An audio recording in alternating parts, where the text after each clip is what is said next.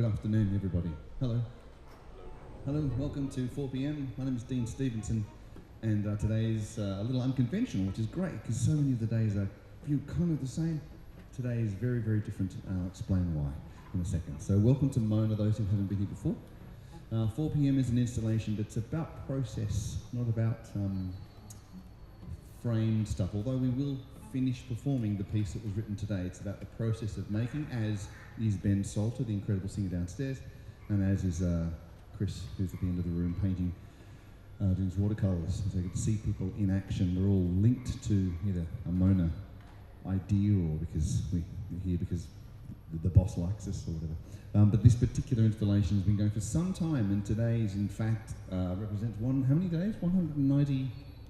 196 days of me sitting here at the piano writing a new piece each day.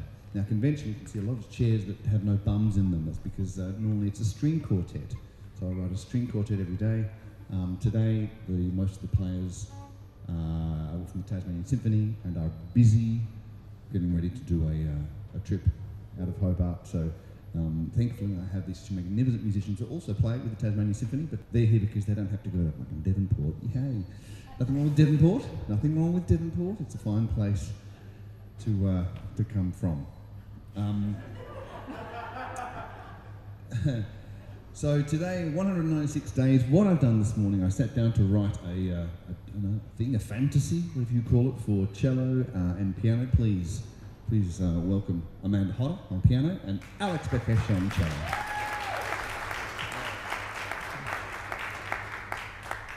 The deal is when you go and see a show, let's say you were going to see these two musicians anywhere in town, you would expect to see them post their rehearsals, so you don't see that stuff.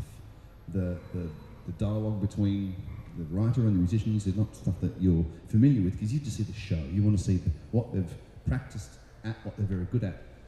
They're also very good at rehearsing, because the musicians like these spend more of their time rehearsing than performing. You might see them for an hour a week in a performance situation, but they've spent hours getting toward that. So they're professional sight readers and professional rehearsers, which is amazing. So it's a joy to have them here. And you're about to experience what that is as we stop and start and bolt this little piece together. We'll do that. And it's a fairly informal session, so if you do have questions, please, I encourage you to ask us, ask the musicians, ask me. Anything about the process of writing, maybe not about music specifically, because that can be a bit niche and no one really cares, but about creativity. That's what this is about, the process of making stuff. The first question I normally get asked, which I'll get to now, what was my inspiration today? Didn't have one after 196 days. I'm dry. I have nothing left. I just show up and put my hands down on the keyboard and hope that something comes up, and it did. Here we go. So, actually no, I whistled something into the phone on the way here, a little melody which the cello will play, and hope that the policeman didn't see me whistling on my phone. So, we're about to start rehearsing this piece, informally as it is, and welcome. Make sure you have there's a bar around the corner. Get yourself a drink as you sit there and enjoy, and please think of any questions that you have to ask. Okay. Hi, I'm going to get my score, because so I don't need, normally I stand here and conduct, but I don't really need to do that now, because these guys will be quite self-sufficient. So, you'll hear the piano from up until A, the cello comes in A, you have the score for both. Let's just, the ideal tempo is about there, right there, but you can take it as slow as you like before you get started. Okay, up to you.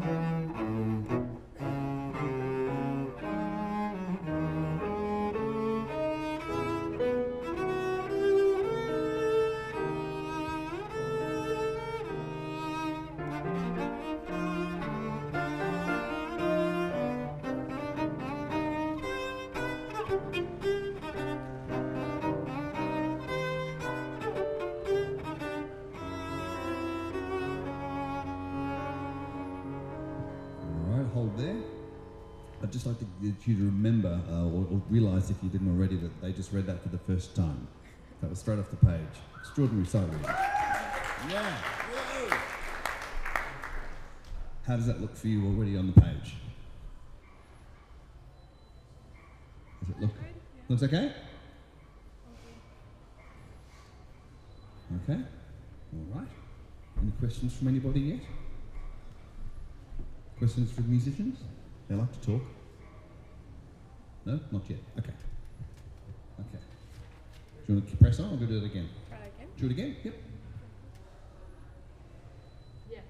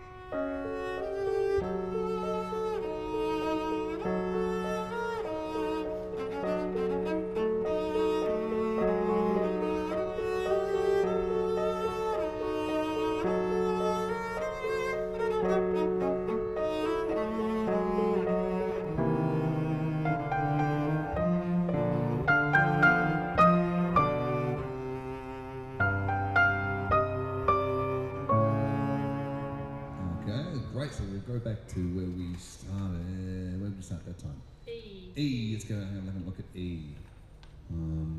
Is H meant to be a different tempo style? No, I slow it down. Yeah. A little bit slower. Yeah, whenever you get to that that main melody is always at the fastest bit. Everything else just sits back a little bit, so it gives the melody some room to jump. Everyone okay? Yeah.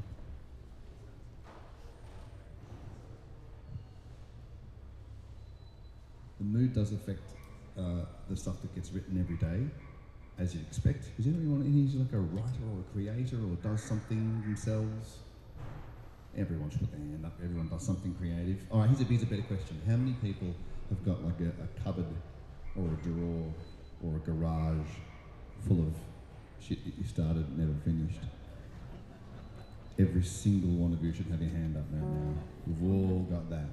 Every one of you. It's a human condition. So I'm not trying to fix the world by doing this, but I know that as a teacher, it really got me that particularly students, young students who just, we've stigmatised mistakes in our education system, so to get past that awkward bit when it's not great is getting harder and harder in my opinion. So I just wanted to do something where we just fly through the mistakes, fly through the crap, and at the end of the day try and fix it up, at least have a full stop, which probably sounds a bit early today, but something about just getting through that awkward middle bit. I've got creativity, courage and curiosity for me are really important.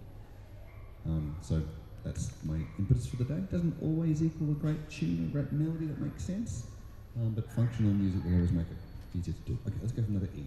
Yeah.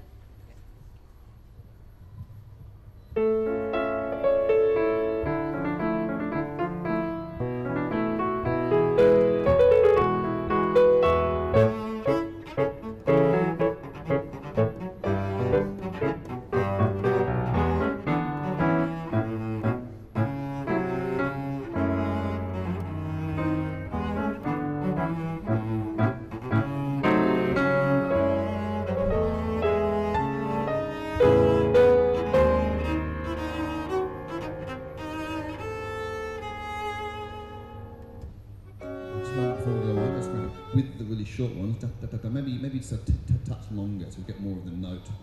Yeah, get more of the body of the note out. So maybe just not quite as short. Those ones? Yeah. The ones, yeah.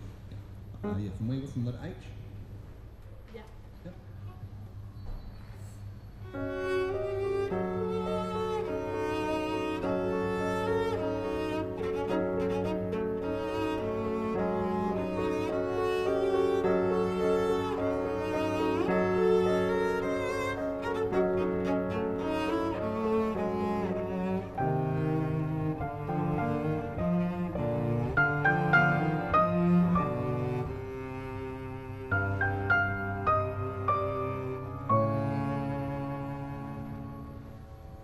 Yep, okay.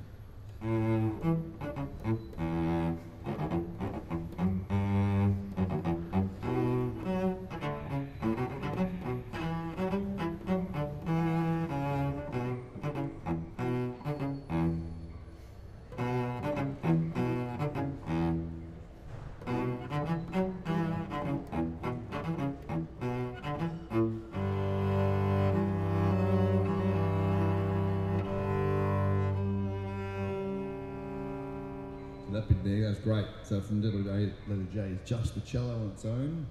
And I guess in those bits you might write something like expressive or something sort of cello can essentially ignore tempo and ignore everything else and just sort of do whatever they like at that point. The melody's already been established, so now it's Alex's time to stick to it if she wants, if she feels expressive. If not, she can just rage all over it. Yeah. Do you want to have another touch like that? Yeah, sure.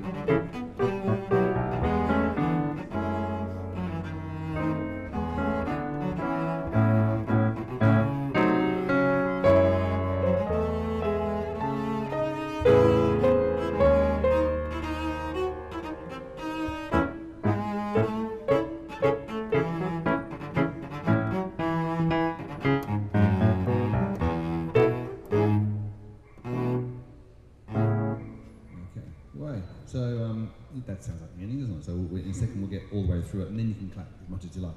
When we get to the, I should have put a marker in at bar 86, then we go to the legato feel again. Can we just go over that bit? Is that say that from letter L?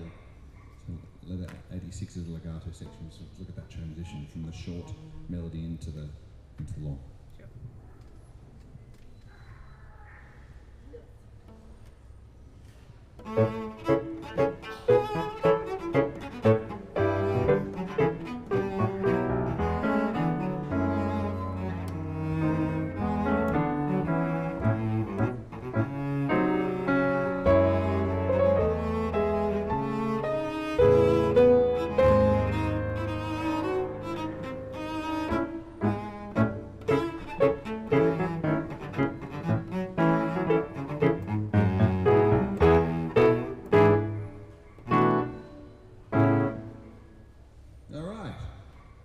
We've got all the way through. Are you happy to give it a shot again from the top? For sure. All right. Okay, now we're going to hear the... What's that? Can you clap? Yeah, go on. All right. Yeah. So these guys are going to make some notes. Pencils, like, the next most important thing at one of these rehearsals after the instrument is the bloody pencils, right? The notes that they make. Because unlike... and who's studied music in school? Everyone probably did it a bit. So when you read a word in a book, like a word like smack, punch, that word in itself says what happens. You read the word smack, You've got the prosody, so the word sounds like it actually feels. So you get all the information just from that word. But music is different. Like you have the letter, the note C, but it doesn't give you any information other than the pitch. So you need to have all this other information around that note that tells you how to get into it, how to get out of it. When you get to that note, do you play it loud, soft, scratchy, bright, sharp, full of love, all the stuff.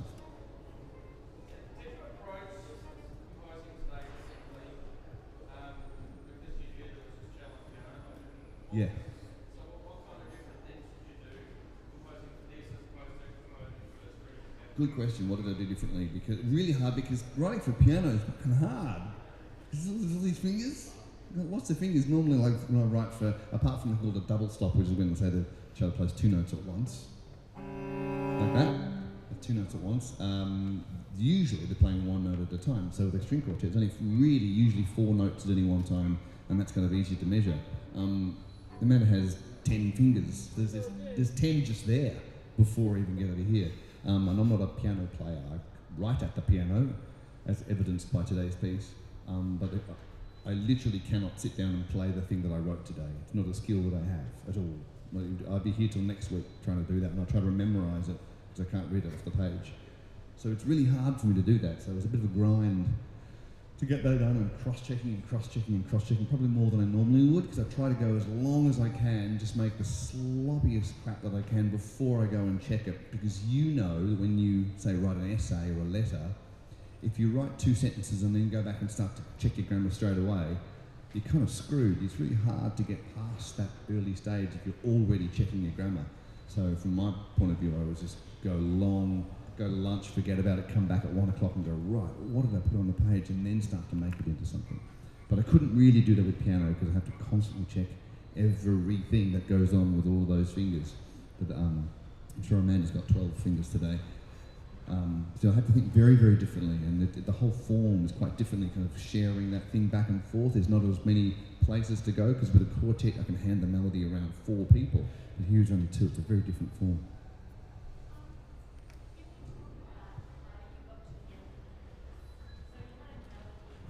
I did, yeah.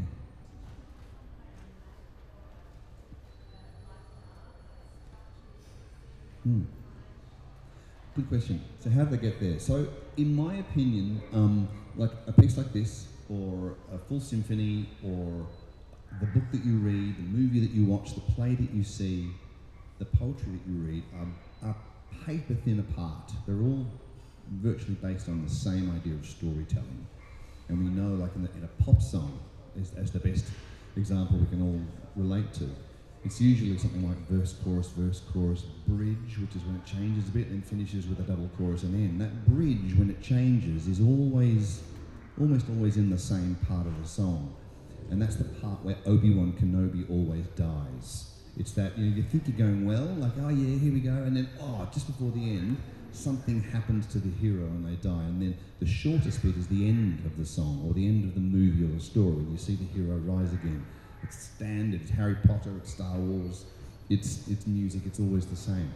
So we have this idea of giving you a melody or a character and repeating that character so you get really familiar with them, so you can start to whistle along and kind of get a bit of that character in you, but then you have to keep subverting it all the time. If you don't make it exactly the same, then I've said everything I'm going to say in the first 30 seconds, and if you feel like you've already heard it before the piece is over, you're already tuning out. You're on your phone or you've just walked away.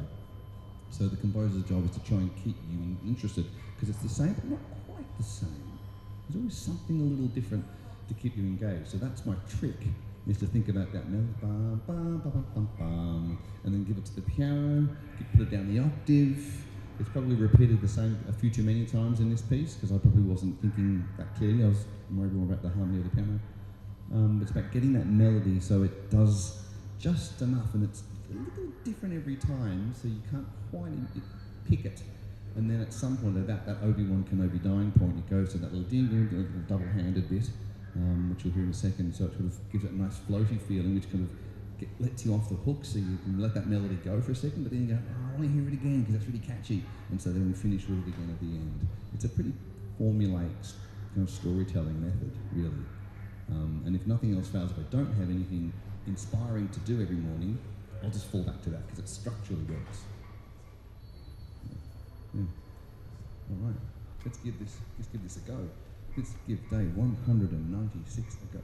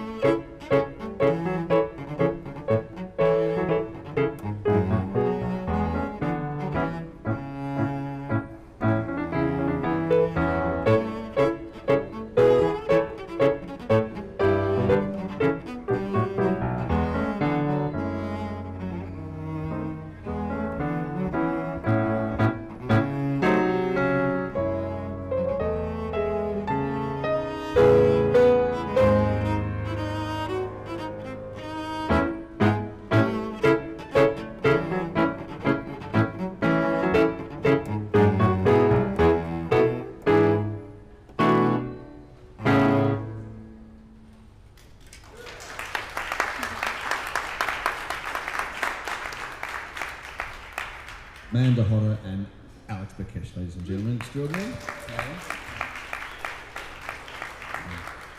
So I wonder if you were kind of hearing some of those, the way the melody was played differently, sometimes minor, sometimes major, just to kind of keep it evolving the whole time. And I wonder, we'll run it one more time now that we come to know how it goes, before you won't miss your ferry or anything. Oh, there's a question over here. Am I reacting to my emotions? Yes. Yes, I am. Yeah. There's a particular way that I like to hear stuff, I suppose. And normally the music I write is the music that I want to hear. So that's kind of what fuels my creativity. And I suppose it doesn't always work out. Sometimes I arrive and I'm like, I have nothing. I'm feeling pretty even, and so you have to kind of falsify it for a time until you gets about 1 o'clock and you get the shit with it. Now I'm angry. Now I'm gonna write an angry piece because maybe it's not angry because I couldn't think of anything to write or whatever. So So it's following, but that can also mean that I write the same thing every day, so I've got to be mindful not to repeat myself too much and write and do something that these instruments require. I've never written anything like this before, never even come close. And I keep marvelling at the fact that 22 years ago I arrived on the boat to Tasmania, and in my car was a record player and a drum kit. So there's been a lot of change from the kind of music that I need to hear and recognise from those days to now. Yes.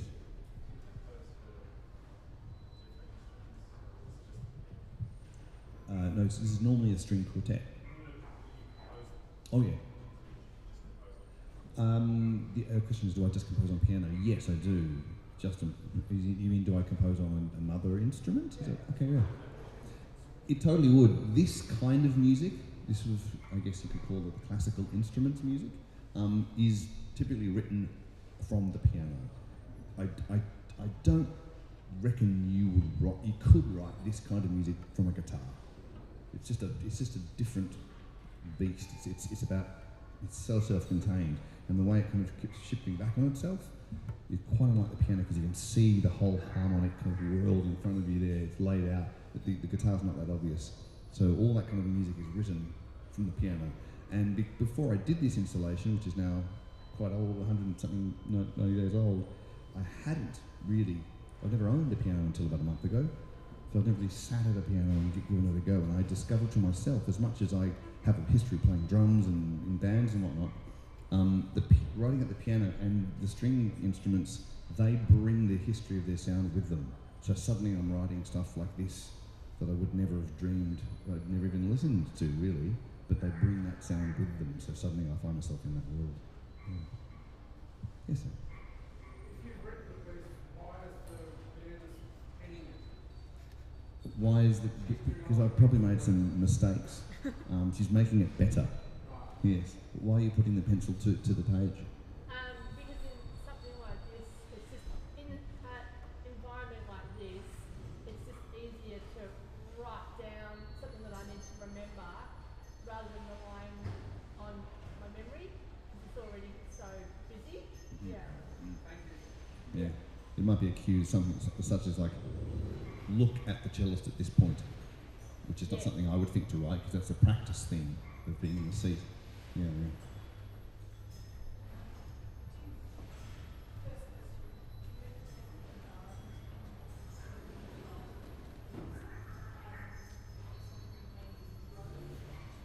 Mm-hmm. Yeah. Indeed. The question is, does the environment... Yes, it does. The first 56 days of this installation was downstairs where Ben Salter is, down on B3, which is like a little cave and carpeted and quiet. And I wrote lots of quiet music down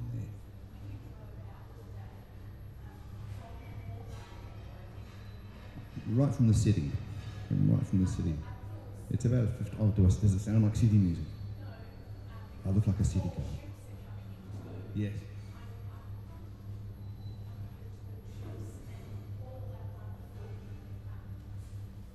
And the energy of town? Potentially, yeah. Yeah. Oh, yes. Could well be that. Could well be that. Yeah, could well be that. It's a short drive out here, and I do try not to listen to anything on the way out. Otherwise, I'm going to end up, writing Village People songs, because that's what I hear on the way in. Yeah, right. Yeah. But I decided to write loud music in this room when I started here, because it's a very loud room. The sound of the museum's coming at us all the time, so it's a bit of a trip. Yeah. Question on that?